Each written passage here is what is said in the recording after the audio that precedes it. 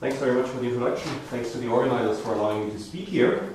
So first I would like to apologize for those of you who noticed that I changed the title on short notice. So first it was rational associator and small depths. So small now means just depth 2, because I also only have half an hour. And instead of rational associator, I will speak about rational solutions to double shuffle equations. So I mean the experts will notice that it's about the same thing, but there'll be no associators in this talk. If you don't ask for them, right? You can always ask questions. Please do so at any time. So, right. So, what is the idea? So, we're considering multiple zeta values of depths at most 2. So this means that on the one hand, we look at the special values of the Riemann zeta function at positive integers. So n greater or equal than 1 over n to the k, where k is greater or equal than 2. And, well, okay, so it will be convenient to also define this for k equals 1, and I will do so by setting zeta of 1 equal to 0. And, right, so I'll only talk about multiple zeta values of depth at most 2, so the next thing consider is double zeta value, zeta r comma s, which is defined to be the sum m greater n greater than 0, 1 over n to the r, n to the s, where r is at least 2, s can be 1, and, well, again, as before, I would like to extend the definition to also to r equals 1, and what do I do here?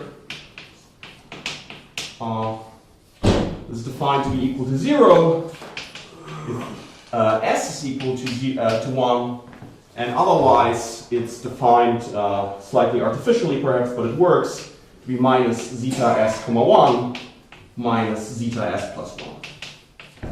This is if s is at least 2.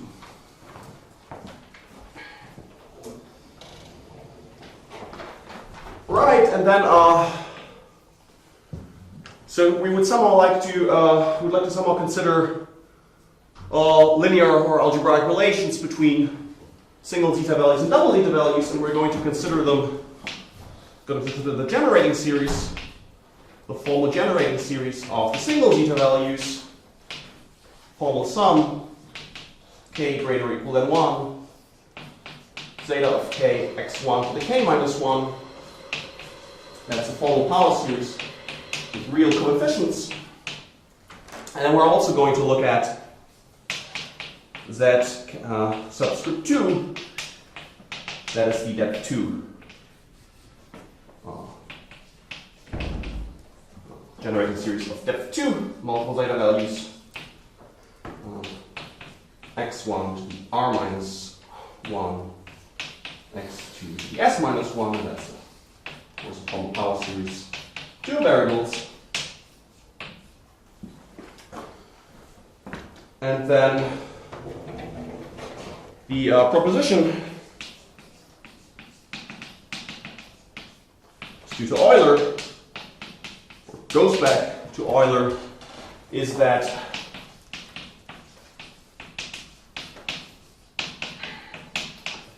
the pair Z1 Z2 satisfies the following 2 equations. So, first equation is if you take the product, 2 copies of Z1, that's equal to Z2, x1 plus x2, comma x1, plus Z2, x1 plus x2, comma x2.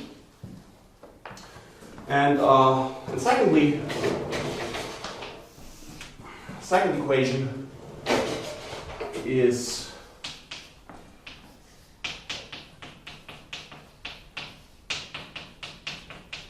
likewise the product, same product as down there on the left hand side, is equal to Z2 lower star. I'll explain what this means in a second.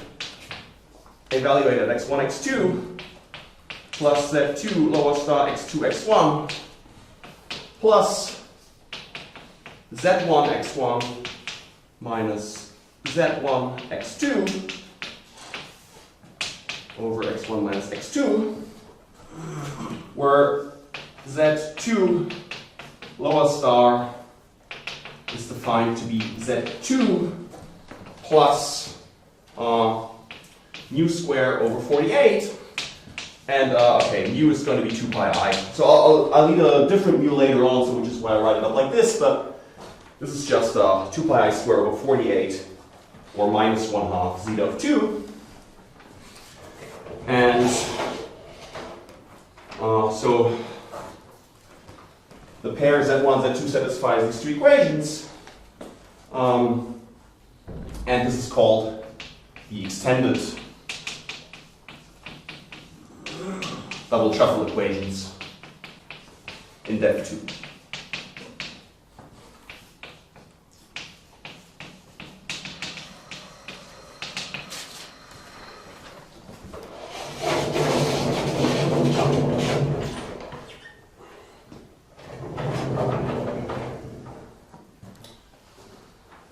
And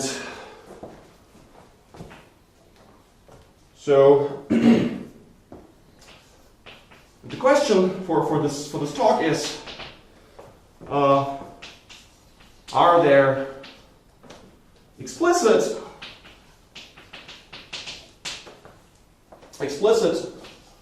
solutions to the double shuffle equations, the equations 1 and 2, but with rational coefficients?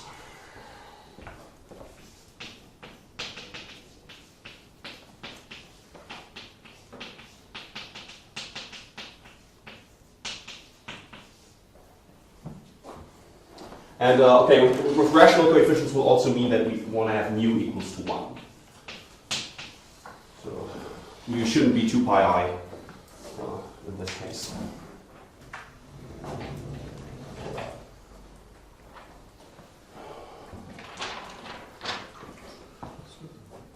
Okay, so let me fix the notation. So so the answer will be yes. Okay, yes.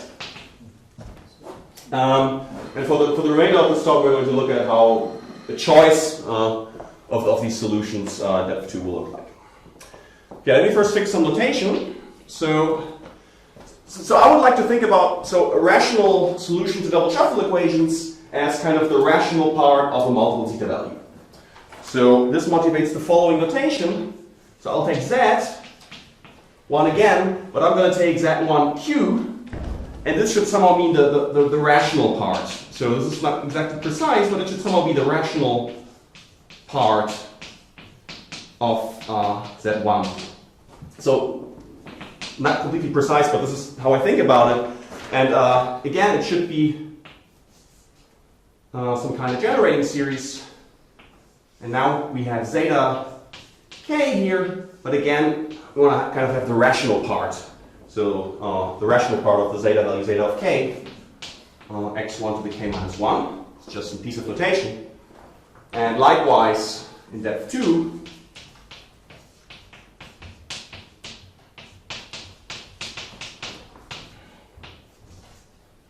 r s greater than or equal 1, zeta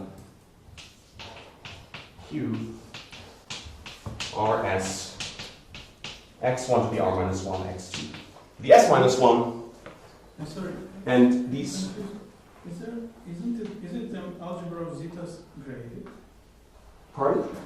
The algebra of formal multi-zeta values, isn't it graded? That is graded, yeah. The algebra of formal multi-zeta values is graded, yeah. You can multiply anything by, say, some constant to the power of the degree. You can multiply any multi-zeta by m to the power. Yes, well, what do you mean? Sorry? Here he specializes with rational numbers. The rational numbers are not graded. Right. Yeah, those will not be graded. I mean, the ones up here are graded, but those will not be graded. This is just maybe some poor notation that I want to think about as the rational part of some multiple zeta value. They will not be a graded algebra or anything. In fact, they will be rational numbers, so they will be, kind of boring. I mean, it's some sense. I mean, so these are going to be both formal power series with rational coefficients, right? And we just want to know what are the coefficients, or what can we choose for coefficients so that the double shuffle equation is satisfied, right? And you can rescale all multipliers by any constant. Yeah, which constant do you take? I mean, one constant will not do the job for all multiple zeta values. You will not, conjecturally not, right? But since it is graded, you can choose. No, that's not going to work. There's no rule. Why aren't you talking about That's not. grading? Well, why don't you continue? Because we haven't yet defined it. Right, yeah, sorry, maybe it will become more clear in the as we go on. Right, so this is just going to be some piece of notation, and I want to start by describing Z1 of Q. No, it's not yet defined. You haven't defined. Right, it's a piece of notation. Yeah. You've defined the left-hand side in terms of the right-hand side and vice versa. Right. It's two pieces of notation. Two pieces of notation, exactly. Yeah, right. So, yeah. Two pieces of notation. Right. And I'll tell you what these are now, and then we'll talk about what those are. So we're starting depth 1. And again, so I said I want to think about zeta q of k, so this piece of notation I want to think about as the rational part of the single zeta value zeta of k. Let me explain what I mean by this. So we know by Euler that zeta of 2k is equal to minus 2k Bernoulli number times 2 pi I to 2k over 2 times 2k factorial, right? By Euler again. On the other hand, we conjecture, we don't know, but we conjecture that all the other, the odd Riemann zeta values cannot be expressed in terms of rational multiples of powers of 2 pi I. That is, we conjecture, take the polynomial algebra, say generated by 2 pi I, we could also take 2 pi I squared here, and if you intersect it with the polynomial algebra generated by the odd zeta values,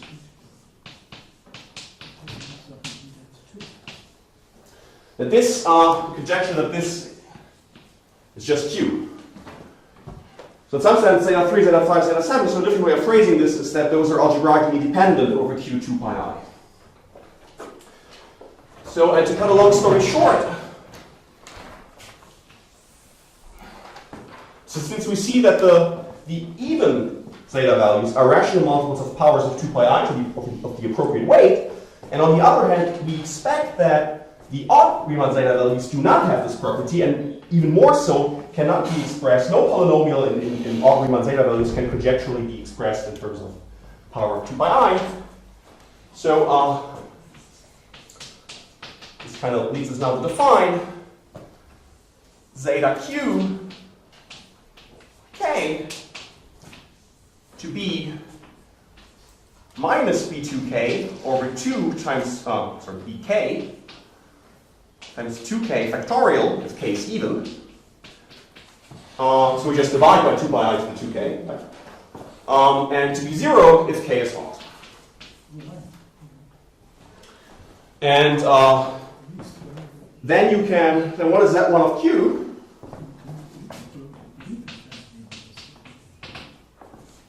Is there a problem? Yeah, I don't understand why. If you're looking for rational solutions to equations, then surely you want to take all the odd zetas to be independent free rational numbers, anything you want. Oh, it's a choice. Yeah, but you'll lose lots of relations if you set them equal to 0. Yeah, right. Other choices will work. I'm just saying that I do, for these two reasons, I mean, I can do it, right? So if I assume the conjecture, then there is no contradiction in setting all these equal to 0, right? Of course, you can say I set zeta of 3 to whatever, or choose some free variables, right? But I want to do this. So you're only looking for very explicit rational solutions. Right, right. Not all of them. No, not all of them. Only very explicit. Right. And then the depth 1 part is actually what? Well, the generating series can be expressed in terms of special functions. It's minus 1/2 times 1 over exponential x1 minus 1 plus 1/2, right?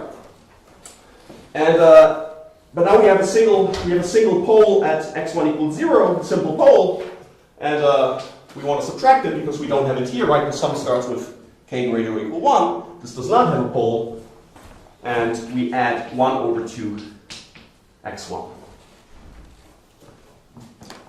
So this is something equivalent to this setting here. And this I wanted to note by capital B1 of x1. So I think about it as a generating series of Bernoulli numbers in some sense, hence the notation B. And this here I think about as the polar part, P1 of x1. So the P stands for polar. This is the polar part of the B1. And I add it so that the polar part cancels, and I get really a power series in x1 as opposed to a Laurent series in x1. Do you include the minus sign in B for 1? Oh, minus? The in front, you have a minus sign. Is that really? Yeah, that's here. The minus 1/2. Okay. I think that's okay. Right, so this is something you can do in depth 1, and then let me go on with depth 2.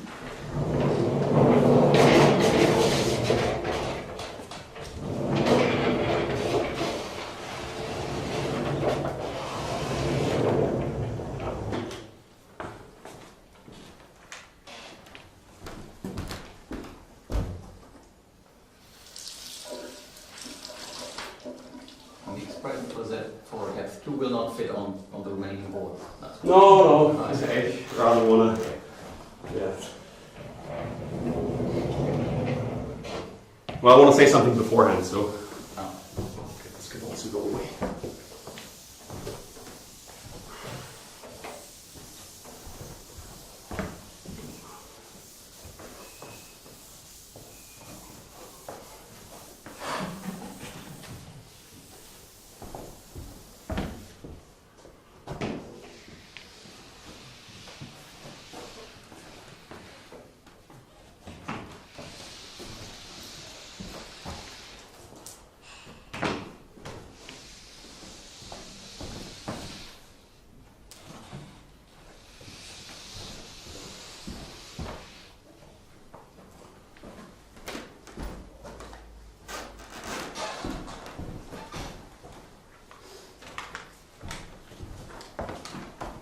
So now I would like to write down the depth 2 component.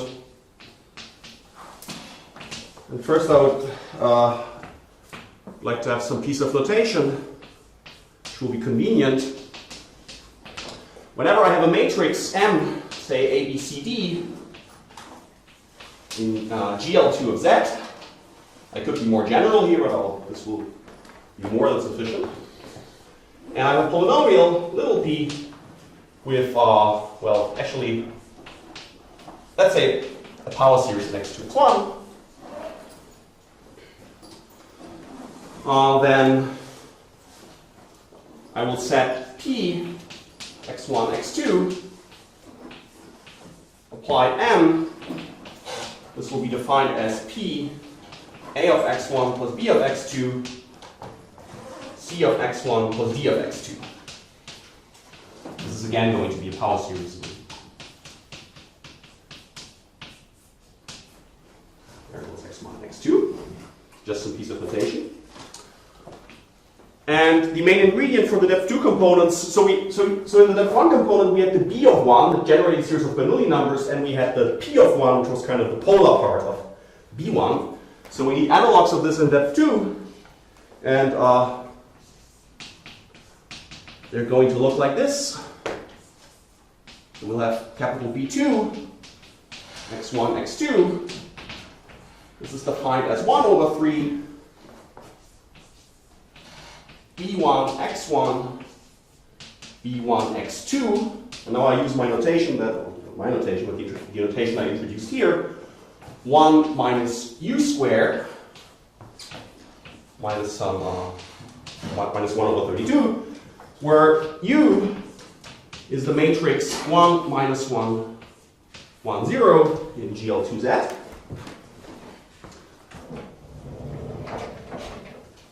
And Likewise, P2, capital P2, is going to be 1 over 3 P1 x1, P1 x2, and here we apply the element of the group ring 4 minus u.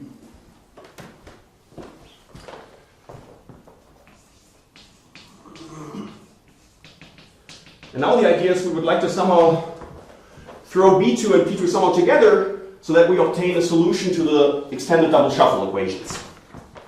So let me just write down the proposition and then tell you a little bit what is the important, I'll not give you the whole proof, but what is the key properties in the proof. So the pair ZQ1 and now S2, slightly ugly notation, should just indicate to you that S2 is not quite the Z2 of Q that we want to have, that will come later, but still this pair where S2 is defined as follows: B2 x1 x2 plus P2 x1 x2, now product B1 x1 P1 x2, and now we apply again an element of the group ring to this 1 minus epsilon times u minus u squared, where epsilon is the element 0, 1, 1, 0, so just the transposition which switches the two rows, two columns of matrix. And this pair satisfies the extended double shuffle relations that we had before.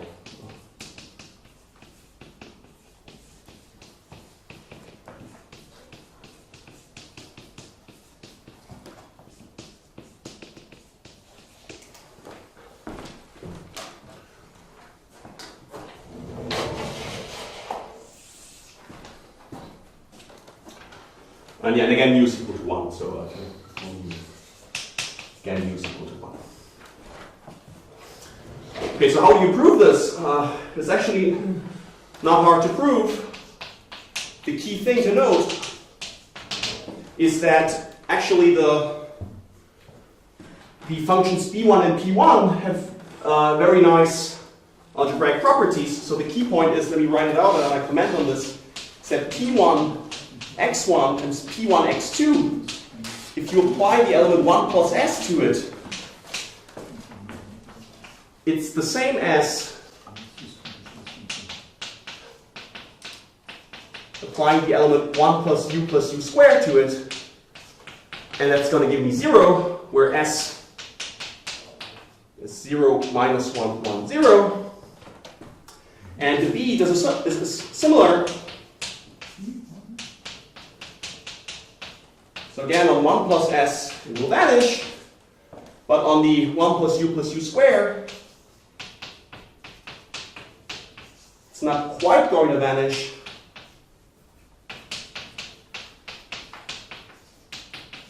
Instead, it will be equal to 1 over 16. And so this, and for the experts, so we know that s and u generate the modular group PSL2Z, if I think about everything and quotienting by the center. And then this equation here literally just means that the function P1 of x1, P1 of x2 gives you a PSL2Z cocycle, right? Just the cocycle equations for PSL2Z. And on the other hand, B1 does not quite give me a PSL2Z cocycle. It kind of, it's a bit distorted by this 1 over 16. So if you subtract the 48, it does. I subtracted 48 from... Yeah, but then it doesn't no longer satisfy this. So it's somehow it doesn't quite work. So yeah, to rob Peter to pay Paul if you do this. So yeah, anyway, so this kind of tells you that there's some game of the modular group is kind of behind it. And when you're constructing the solution to the double shuffle equations, you're using crucially these modular properties. The fact that we have cocycles for PSL2Z.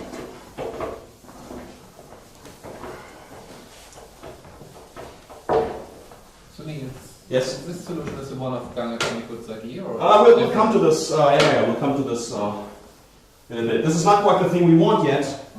This was my next point, because let me erase the board and then I'll tell it and write it down at the same time.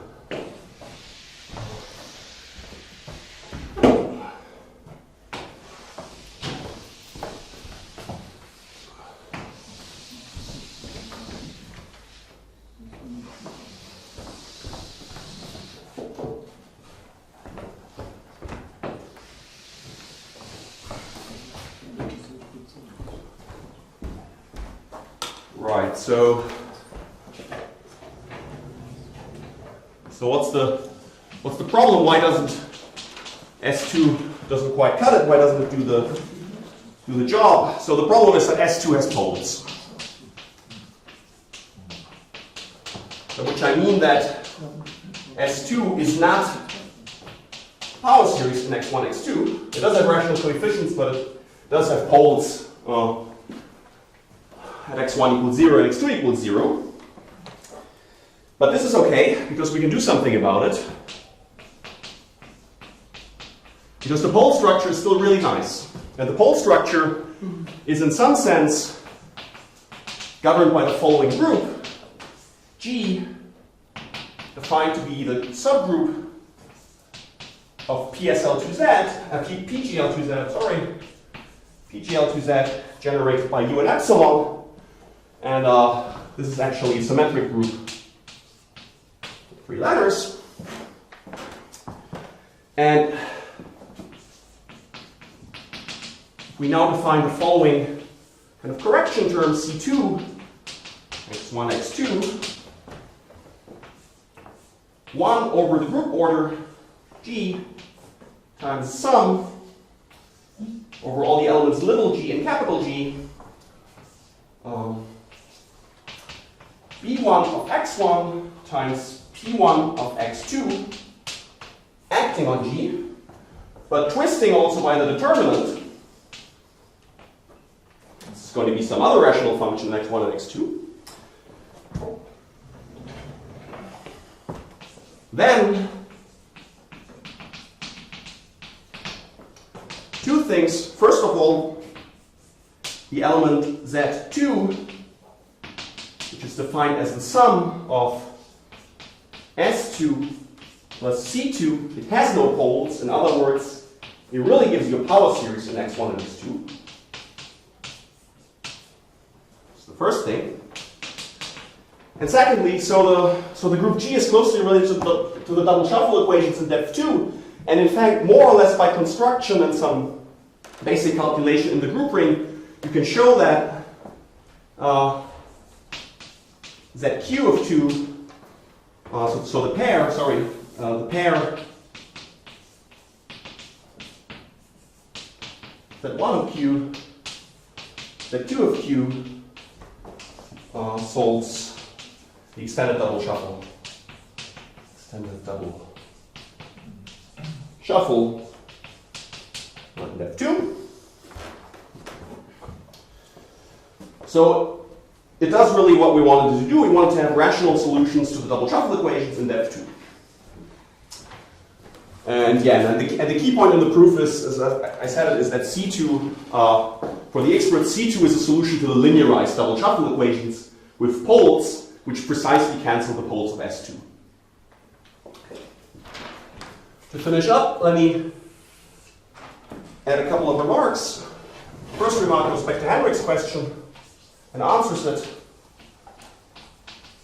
First, some history. So this, for the construction of ZQ2, and the way I presented it, so the way I gave it, goes back to Jean École. But in fact, since if you want to look at some article of his, and maybe you have trouble finding it, look for something that is either called ZAC1 or ZIG1. It's not my notation; it's his notation. Just in case you want to. So the important thing is the subscript 1. I don't want to explain to you why he does that. Just if you want to look for the ZQ2 that you'll find under this name. So it's not in a Zork paper. It's not in a Zork 1 paper, right? You know what? Okay. I'm a bit tired at 6, so I don't quite always understand your jokes. But independently, I think independently, but slide a bit later, independently by Gangle Kaneko-Zagi.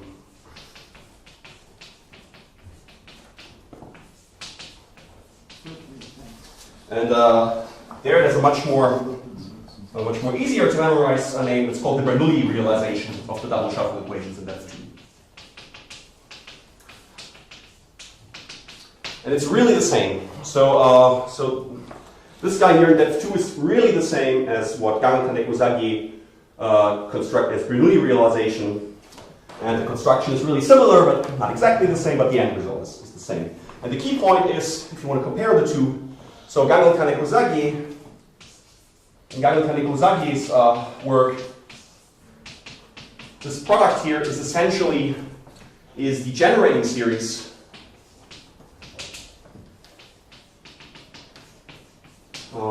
essentially, okay, this generating series of the odd period polynomials of Eisenstein series for SO2Z.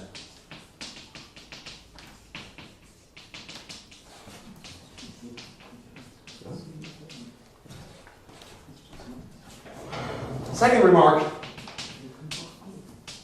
so that Q2 is not unique.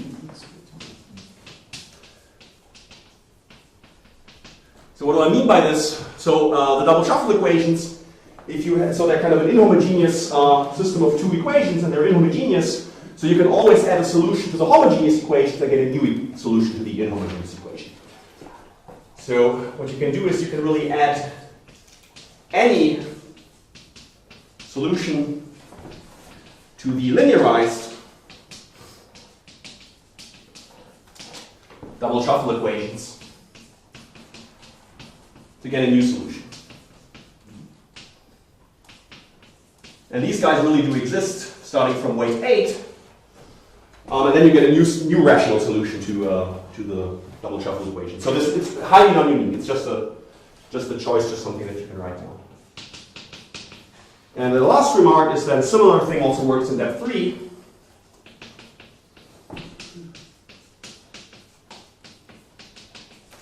And again, Mikal and also Francis Brown has some work on this, recent work on the depth 3 case. Depth 4 and higher, well, Mikal claims that he has a construction in all higher depths, but I was not able to verify whether this really works or not. So depth 2 and depth 3, I'm 100% confident that it works, but in higher depth, I don't know, although Mikal claims that it's constructed in all depths. And yes, this is the end of my talk, and thank you very much for your attention.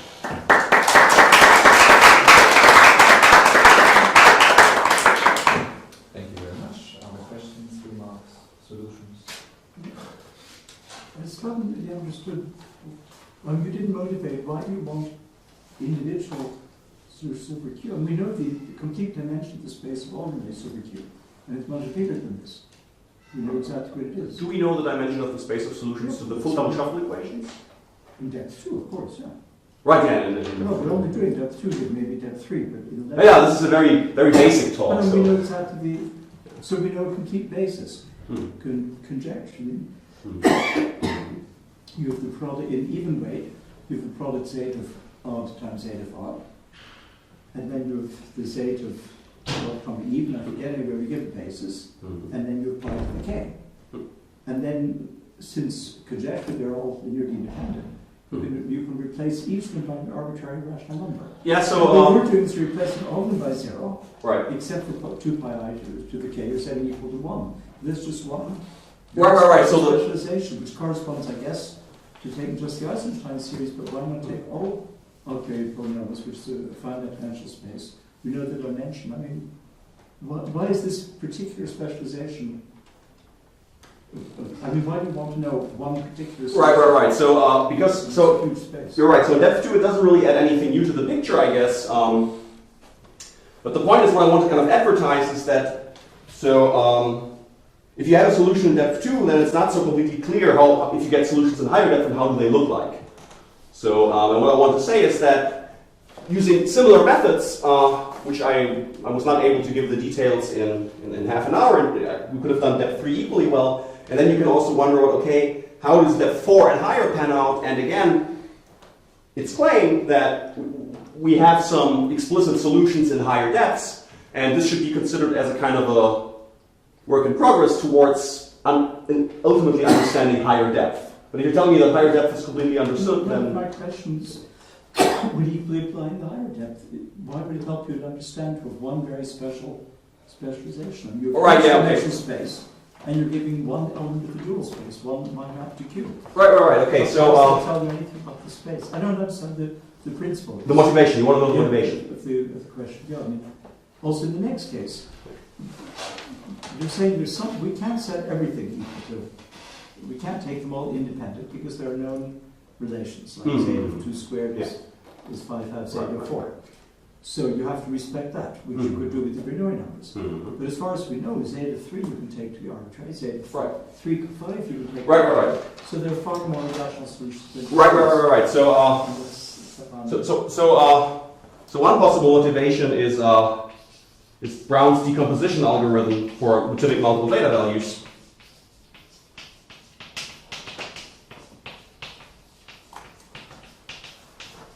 In even weight.